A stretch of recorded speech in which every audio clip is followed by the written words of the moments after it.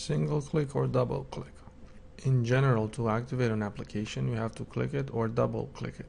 For example, if I click on the computer manual.pdf, I only select it. If I double click it, then it's going to launch it. Now we get this error message where it says that there's no associated application with this type of file, which is PDF. So we're going to cancel out of here and we're going to launch Internet Explorer. For this one, we only have to click once because it's in a toolbar. So click once and it's launching.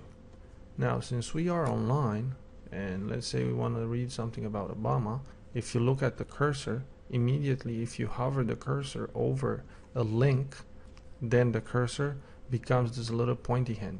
When you are hovering over a link, it only requires one click. The start menu, the start button, start menu, and the taskbar. This is the taskbar.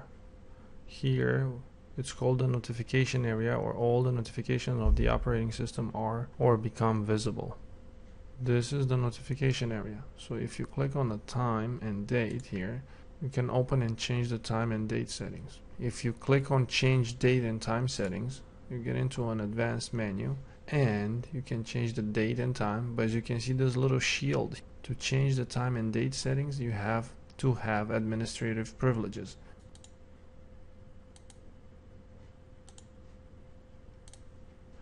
To launch the start menu, just click on the start button and you're gonna have the start menu popping up. On the left hand side, you have a list of applications. These are the most commonly used applications, and the list changes over time depending on your usage.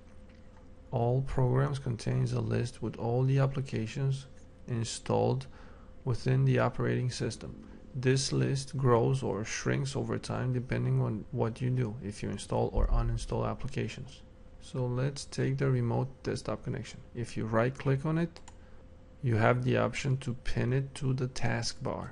Now we can launch the remote desktop connection from the taskbar with a single click. However, we don't have any other computers to connect to, so we just have to close it.